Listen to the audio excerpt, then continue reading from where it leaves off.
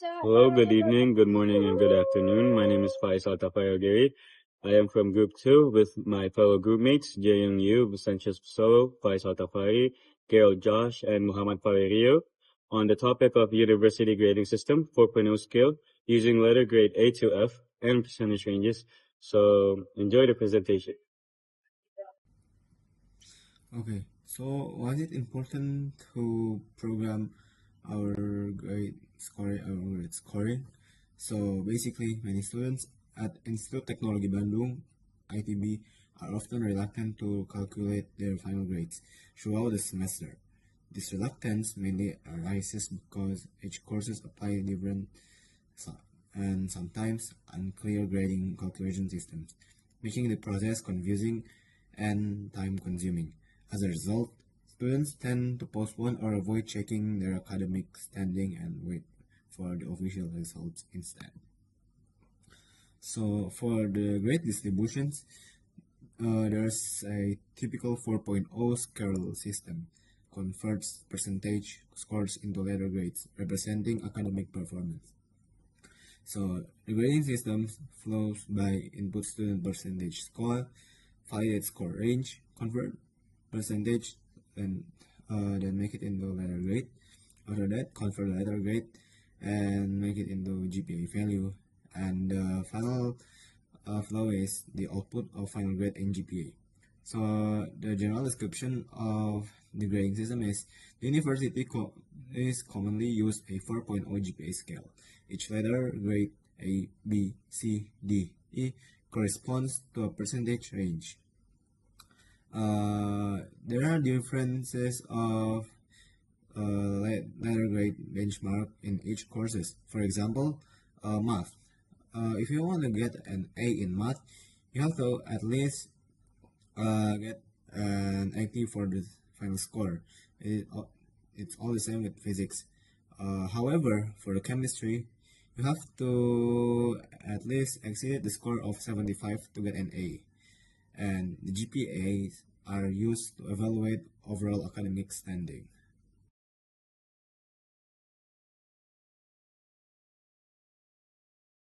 Okay. For math grading, the following flowchart starts from the highest achievement to the lowest. If a student gets a score of 80 or above, they receive an A. If the score is a 73 to a 79 grade, they get an AB. Next, scores from 65 to 72, they receive a B. If the score falls between 57 and 64, the student gets a C. Scores from 50 to 56 are marked BC. Then the range 35 to 49 gives a D. And finally, any scores below 35 results in an E. For physics, the grading range also moves from the highest grade down. A score of 80 or above gives students an A. Scores that range from a 73 to 79 receives an AB. Next, the range 65 to 72 results in a B. For scores between a 57 and 64, the grade is C. A score between 50 and 56 gives a BC. If the student scores 45 to 49, they receive a D, and anything below a 45, it results in E.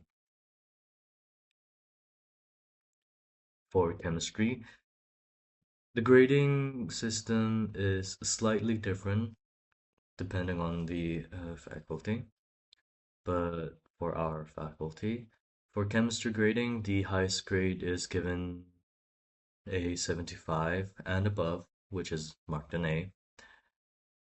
If the score falls within 68 to 74, the grade is AB. Scores from 60 to 67 receives a B. A score between 53 and 59 leads to a BC. Next, the 45 to 52 range results in a C. Scores from 38 to 44 get a D. And finally, any score below 38 is marked an E.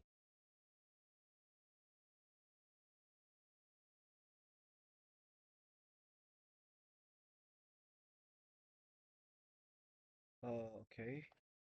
Hello. So now I'm going to present our code for this project, and it is called the Program Multi-Subject Grade Calculator.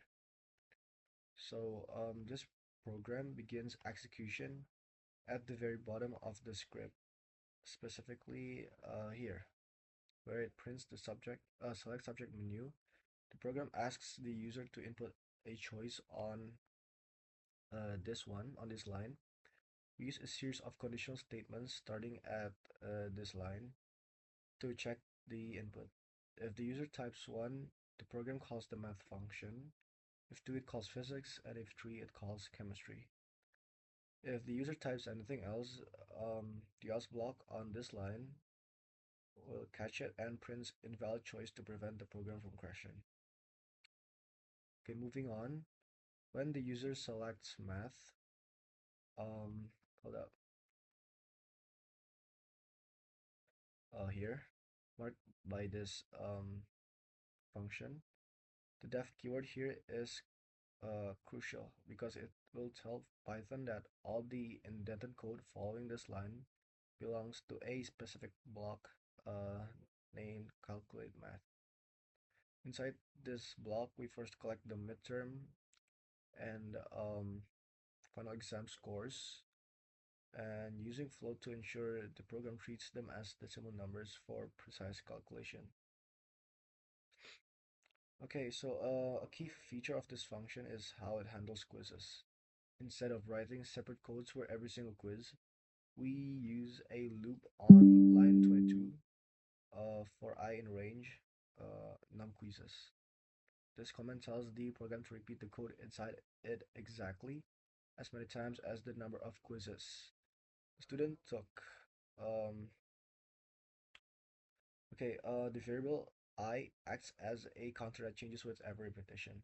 This allows the program to ask for a score, add it to the total on line 24, and then loop back to ask for the next one automatically.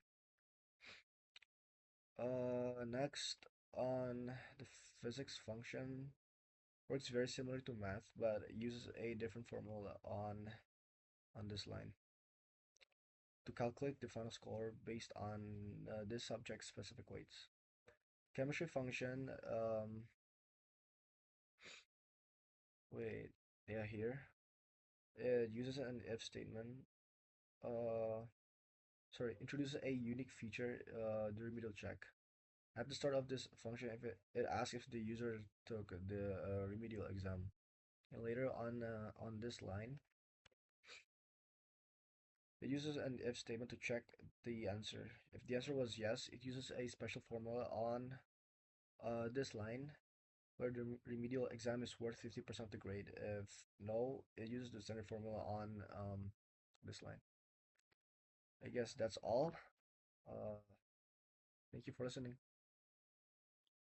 So I'm gonna explain to you guys what's the strength and the limitation in this code. So first thing first, it's easy to understand for everyone to remake the code, to understand the code, and it's consistent across the institution, across all of the universities that use the 4.0 GPA systems, and it uses direct mapping, which simplifies the GPA calculations and provide clear academic performance indicator.